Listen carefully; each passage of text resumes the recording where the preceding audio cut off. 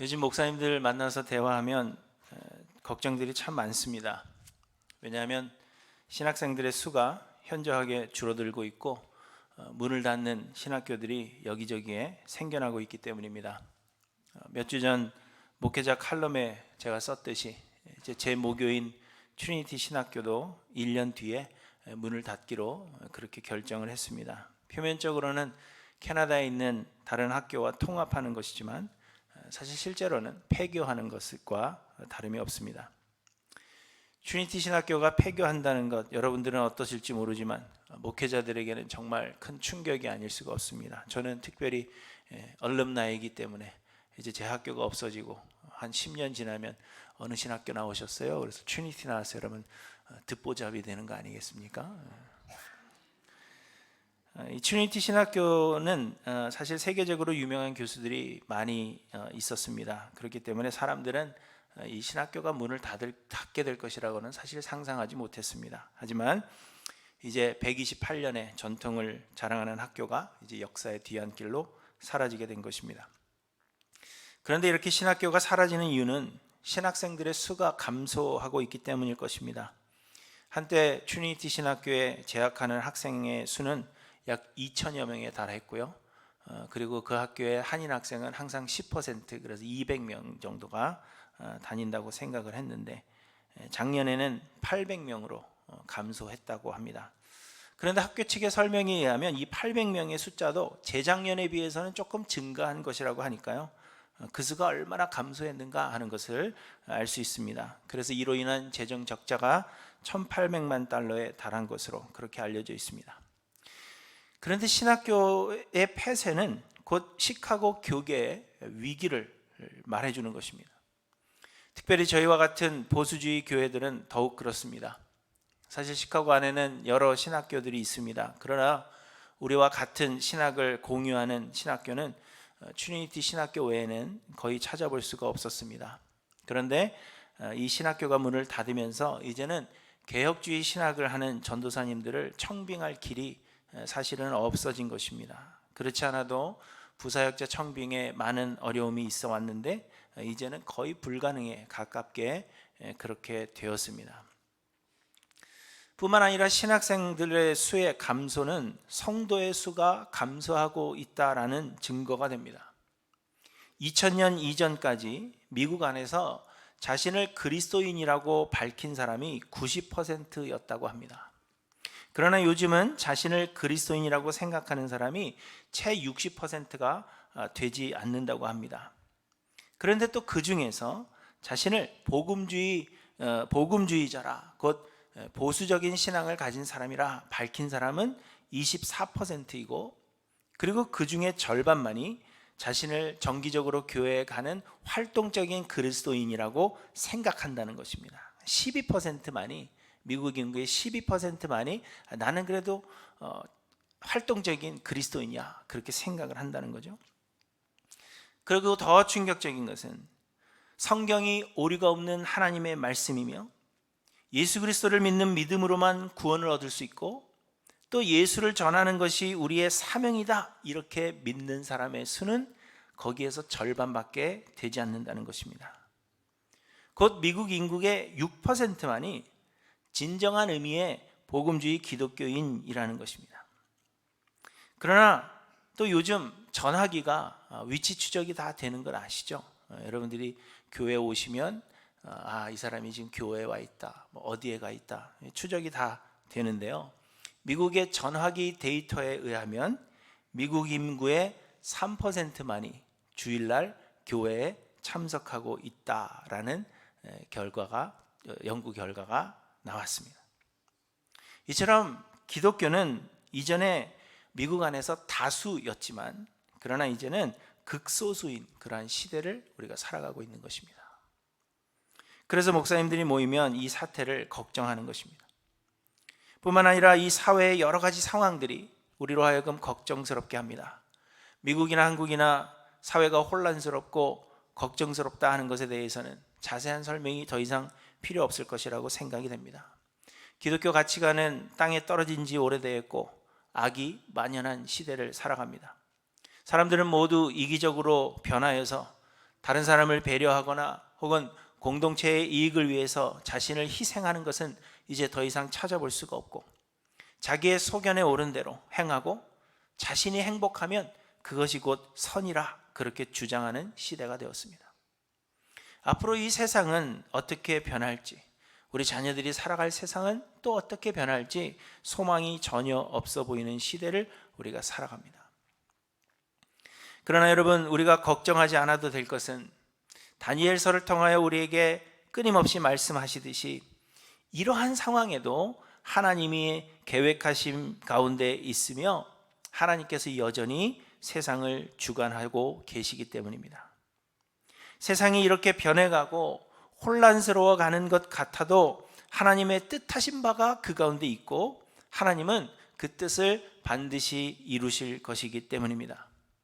또한 하나님은 우리에게 피할 길을 주실 것이며 또한 여러 상황을 헤쳐나갈 지혜를 주시고 또 우리에게 그 길을 열어 주실 것입니다.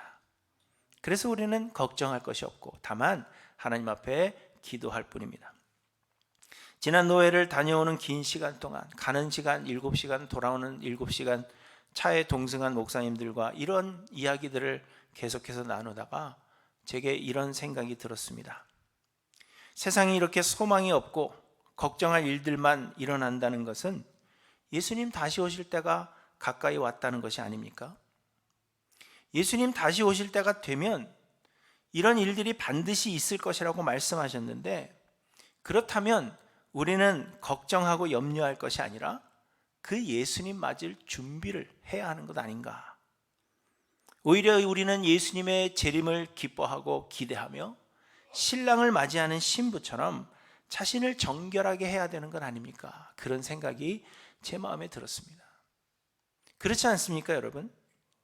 예수님 다시 오실 때가 되면 세상이 혼란스러워지는 것은 우리가 막을 수 있는 일도 아니고 또 막아서도 안 되는 그러한 일일 것입니다. 그런데 지금 세상을 돌아보면 이 세상은 분명 끝을 향해서 가고 있고 예수님의 재림이 임박했다 하는 것을 우리에게 보여주고 계십니다. 그렇다면 우리는 왜 이 세상이 이렇게 어두워져만 갈까? 혼란스러워질까? 어떻게 할까? 그것을 걱정할 것이 아니라 예수님 다시 오실 때가 가까이 왔음을 기억하며 예수님 맞을 준비를 해야 하는 것입니다. 그렇다면 사랑하는 성도 여러분, 여러분은 준비되어 있습니까? 다시 오실 예수 그리스도를 기다리며 여러분은 어떤 준비를 하고 계시는지 돌아보시기를 바랍니다. 벨사살 왕 원년에 네 짐승의 환상을 보여주신 하나님께서 벨사살 왕 제3년에 다니엘에게 또 다른 환상을 보여주셨습니다. 벨사살 왕 3년에 다니엘이 본 이 환상은 숫양과 숫염소의 환상이었습니다. 다니엘이 엘람 지방 수산성에 있었는데 수산성에서 가까운 을레 강변의 환상을 보았습니다. 그 강가에 두 개의 뿔을 가진 숫양이 서 있었는데 그 중에 한 뿔이 다른 뿔보다 나중에 생긴 것임에도 불구하고 그 다른 뿔보다 더 길어졌습니다. 이 숫양이 서쪽과 북쪽과 남쪽을 향하여 막 사정없이 들이받으니 이 양을 당할 짐승이 하나도 없었다, 그렇게 말씀하십니다. 그런데 저쪽 서쪽에서부터 한 숫염소가 나타났는데 그 숫염소의 두 눈 사이에는 현저한 뿔이, 명백하게 보이는 뿔이 있었다고 말씀하십니다. 이 숫염소가 온 세상을 두루다니는데 땅에 닿지 아니하였다 하니 얼마나 빠른 속도로 전진해 왔는가 하는 것을 보여주는 것입니다. 그런데 이 숫염소가 두 뿔 가진 숫양을 향하여 달려가서 숫양을 쳤는데 숫양의 두 뿔이 꺾였고 숫양은 대적하지 못했습니다. 그렇게 이 숫염소가 강성해지는 것 같더니 그 다음에는 그 뿔이 꺾이고 이번에는 4개의 뿔이 하늘을 향해서 났다, 그렇게 말씀하십니다. 그런데 그중 한 뿔에서 나중에 또 작은 뿔 하나가 나서 심히 커지더니 하늘 군대에 미칠 만큼 커져서 하늘 군대와 별들 중에 며칠을 땅에 떨어뜨리고 그것을 짓밟았습니다. 또 스스로 높아져서 군대의 주제를 대적하며 그에게 매일 드리는 제사를 없애버렸고 그의 성소를 헐었으며 그의 악으로 말미암아 백성이 매일 드리는 제사가 넘긴 바 되었고 그것이 또 진리를 땅에 던지며 자의로 행하여 형통하였더라. 이렇게 말씀하십니다. 그렇게 2300주야를 지낸 뒤에 성소가 정결하게 되리라 하는 말씀을 다니엘이 들었습니다. 이 환상에 대하여 깨닫지 못하고 있을 때 천사 가브리엘이 설명해 주었는데, 숫양은 메대와 바사를 의미하고 숫염소는 헬라 제국을 의미한다는 것입니다. 메대라는 나라는 바사보다 앞서서 세계 무대에 등장하였고 바벨론과 연합하여서 아수르를 멸망시킨 그러한 세력으로 알려져 있습니다.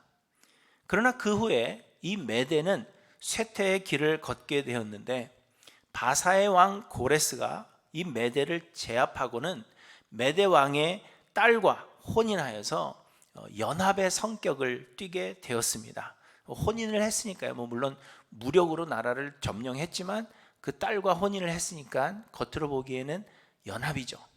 그러나 실상은 바사가 메대를 점령한 것이고 그리하여서 바사와 메대의 연합군을 이끌고 바벨론을 점령하게 됩니다. 이것이 숫양 사이에서 나온 두 뿔의 의미입니다. 뿔이 두 개가 나왔는데 하나가 더 길어져서 이제 하나가 된 것이죠. 그리고 그 다음에 나온 숫염소는 헬라 제국을 의미합니다. 헬라 제국의 알렉산더 대제는 아주 빠른 속도로 세계를 정복해 갔습니다. 그래서 네 짐승의 환상을 볼 때 아주 빠른 짐승인 표범으로 그렇게 상징이 되었습니다. 큰 권세를 가진 것 같던 바사 제국도 알렉산더 대왕의 헬라 제국 앞에서는 속수무책이었고 결국에는 점령을 당하게 되었습니다. 그런데 알렉산더 대왕이 죽은 후에 헬라 제국은 큰 혼란에 빠지게 되었고 헬라 제국의 네 장군이 서로 알렉산더의 후계자임을 자청하여서 이제 이 헬라 제국은 네 개의 왕조로 나뉘게 되었습니다. 이것이 숫염소에서 나온 네 뿔의 의미입니다.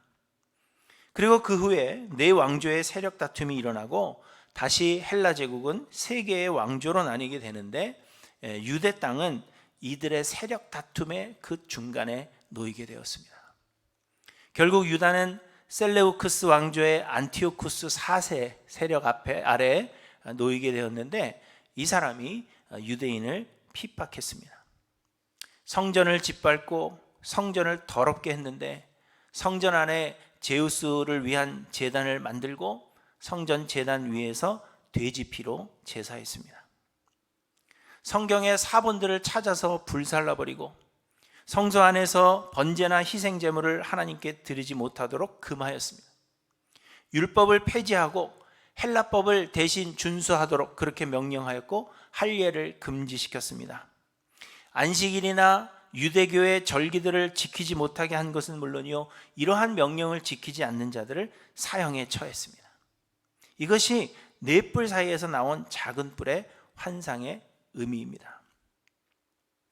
그런데 여러분, 다니엘이 8장에서 본 환상은 다니엘 7장에서 벨사살 왕 원년에 보여주신 그 네 짐승에 대한 환상과 크게 다르지 않습니다.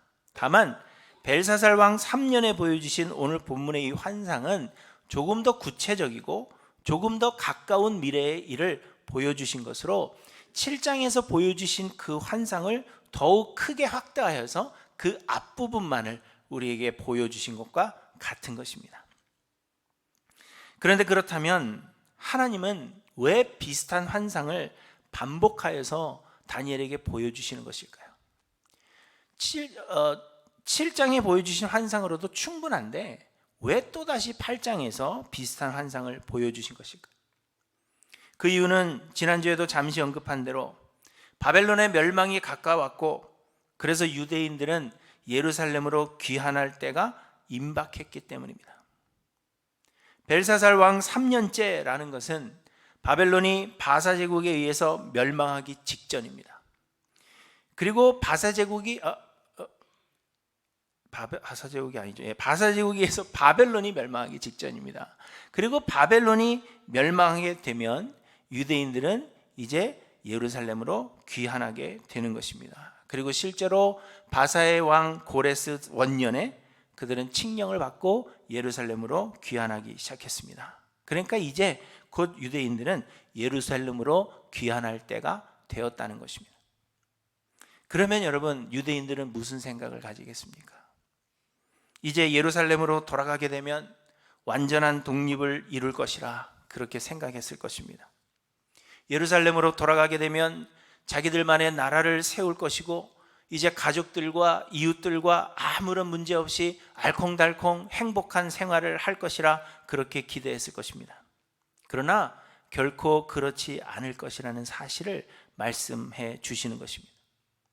유다는 여전히 세계 강대국들의 세력 다툼의 희생양이 될 것이고 결국에는 그들로 인하여 핍박을 받게 될 것임을 알게 하시려는 것입니다. 그리하여 그날을 준비하도록 하시기 위함입니다. 그리고 사람은 무엇이든지 간에 쉽게 잊어버리기 마련입니다. 그래서 벨사살 왕 원년에 보여주신 그 환상을 벨사살 왕 3년이 되어서 예루살렘으로 귀환할 그 시기가 임박한 때에 그들에게 다시 환상을 보여주시는 것입니다.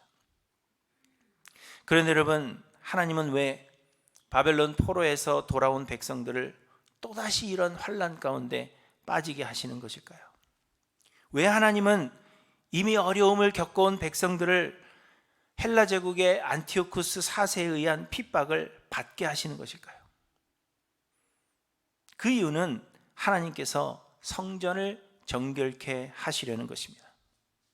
오늘 본문 14절의 하반절에 보시면 그때 성소가 정결하게 되리라 이렇게 말씀하십니다.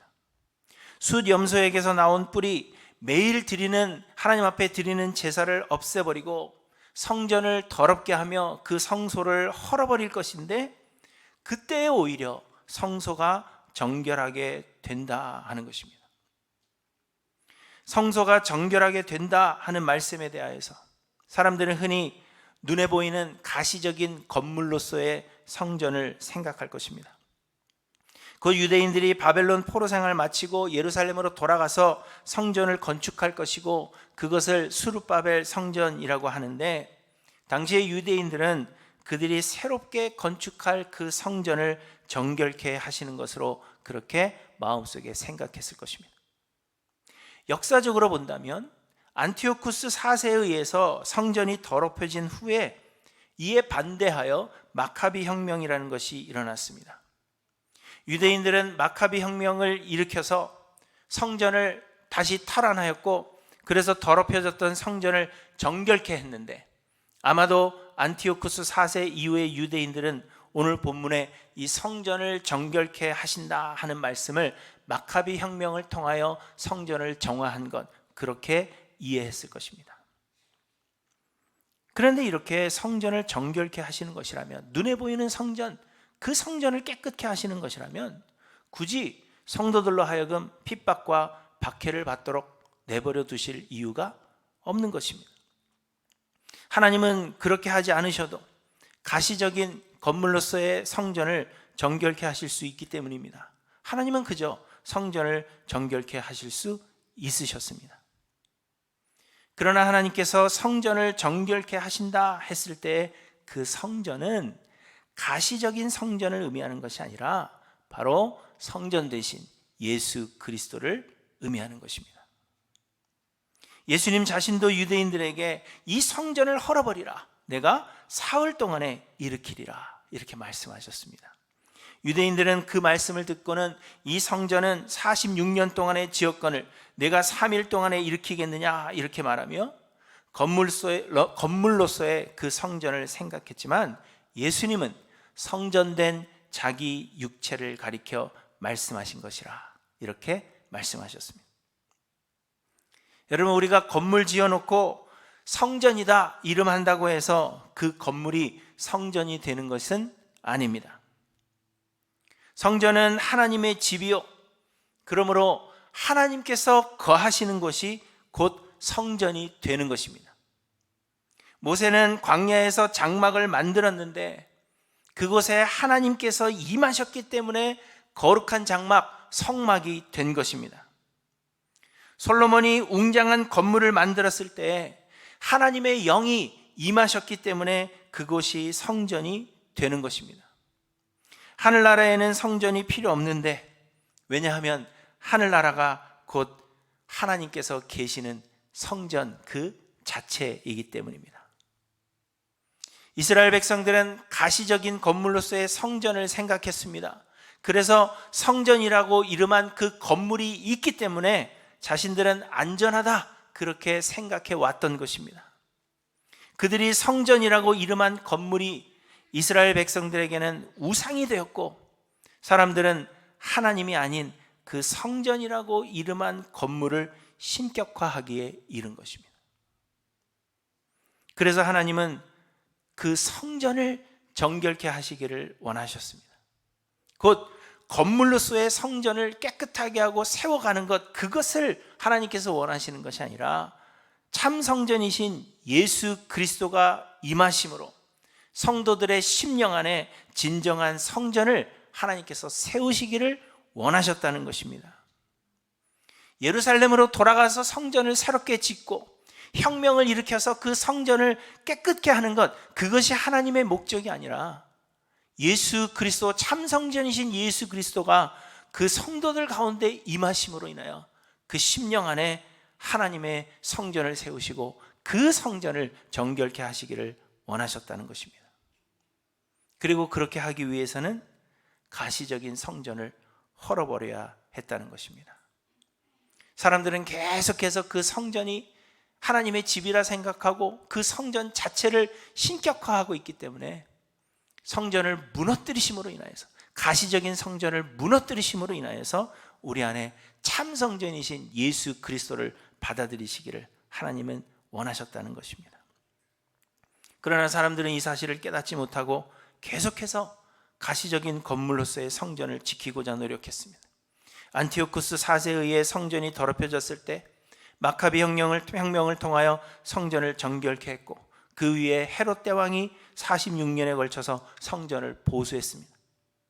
그러나 하나님은 또다시 그 성전을 헐어버리셨습니다. 그리고는 예수 그리스도를 통한 참 성전을, 너희가 이 성전을 헐면 내가 3일 만에 이 성전을 다시 세우리라 말씀하시고 그렇게 행하셨다는 것입니다.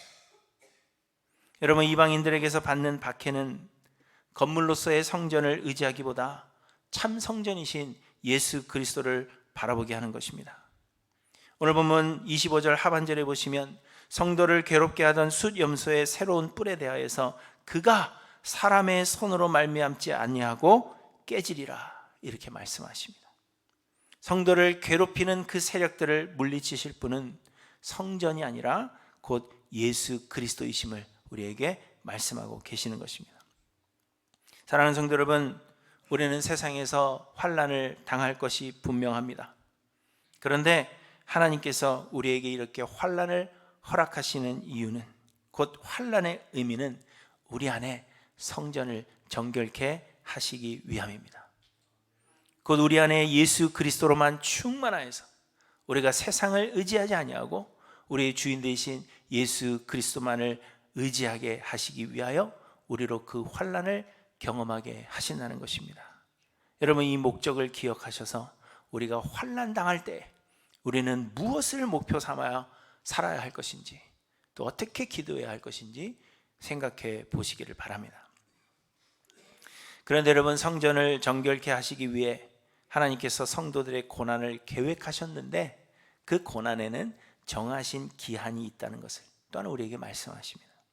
13절부터 보시면 내가 들은즉 한 거룩한 이가 말하더니 다른 거룩한 이가 그 말하는 이에게 묻되 환상에 나타난 바 매일 드리는 제사와 망하게 하는 죄악에 대한 일과 성소와 백성이 내준바되며 짓밟힐 일이 어느 때까지 이를꼬 하매 그가 내게 이르되 2300주야까지니 그때에 성소가 정결하게 되리라 하였느니라, 이렇게 말씀하십니다. 성도의 환난은 2300주야라는 것입니다. 2300주야가 뜻하시는 바가 무엇인지는 사실 알 수 없습니다. 어떤 사람은 주야, 곧 오전과 오후를 합쳐서 2300이기 때문에 그 절반인 1150일을 의미한다, 그렇게 말하기도 하지만 대부분의 신학자들은 그저 말 그대로 2300일을 의미하는 것이다, 그렇게 이야기합니다. 그렇지만 이것이 1150일이든지 2300일이든지 그 숫자가 의미하는 바가 무엇인지 알 수 있는 방법은 우리에게 없습니다. 성경이 말씀하고 있지 않기 때문입니다. 가장 타당성이 있는 주장은 2300일은 약 6년하고 110일 정도가 됩니다. 7년이 채 되지 못하는 그러한 시간입니다. 그래서 이스라엘의 전통에 이 7을 완전수로 본다면 하나님이 계획하신 그 완전한 연수를 7년이라고 생각한다면 하나님께서 계획하신 그 기간에 약간 미치지 못하는 기간을 의미하는 것입니다. 이처럼 세상에서 당하는 환난에도 하나님이 정하신 기한이 있다는 것입니다. 무한정대로 우리가 고통을 당하고 환난을 당하는 것이 아니라 하나님의 계획 속에 하나님이 계획하신 그 기간이 있는데 하나님은 그 정한 기간을 다 채우지도 않게 하시고 우리에게 은혜를 베푸시며 또한 하나님의 백성들에게는 이길 힘을 주신다는 사실을 우리에게 말씀해 주신다는 것입니다. 그러므로 우리가 당하는 환난에도 불구하고 우리는 크게 걱정할 것이 없다는 사실을 우리에게 말씀해 주고 있는 것입니다. 또한 하나님께서 다니엘에게 보여주신 이 숫양과 숫염소의 환상은 메대와 바사 그리고 헬라 제국에 국한된 것이 결코 아닙니다. 하나님께서 보여주신 환상은 세상 마지막 때에 대한 환상입니다. 본문 17절에 보시면 이 환상은 정한 때의 끝에 관한 것이니라 이렇게 말씀하셨고, 또한 19절에도 이 환상은 정한 때의 끝에 관한 것임이라 이렇게 말씀하십니다. 곧 하나님은 세상 마지막 때에 예수님의 초림이 있고 예수님의 재림이 있기 그 중간에 일어날 일에 대하여서 메대와 바사 그리고 헬라 제국의 예를 통하여 우리에게 보여주신다는 것입니다. 그때 당시의 일만을 의미하는 것이 아니라 그것을 예를 보여주심으로 마지막 날에 예수님의 초림과 재림 사이에 일어날 일에 대해서 우리에게 말씀해 주시는 것이라는 뜻입니다. 그러므로 하나님께서 보여주신 환상대로 마지막 때를 살아가는 우리들에게도 분명 환난이 있을 것이 분명하다는 것입니다. 지금 세상이 혼란스럽고 악이 가득한 것은 지금이 바로 이 마지막 때이며 예수 그리스도의 다시 오실 날이 가까이 다가왔음을 우리에게 말씀해 주신다는 것입니다. 여러분, 마지막 때가 되면 작은 뿔 하나가 나와서 하늘 군대에 미칠 만큼 커져서 그 군대와 별들 중에 며칠을 땅에 떨어뜨리고 그것들을 짓밟고 또 스스로 높아져서 군대의 주제를 대적한다, 그렇게 말씀하셨습니다. 여기서 하늘 군대와 별들은 성도를 의미하는 것으로 해석되고, 그래서 성도들에 대한 핍박이 커질 것을 의미하는 것입니다.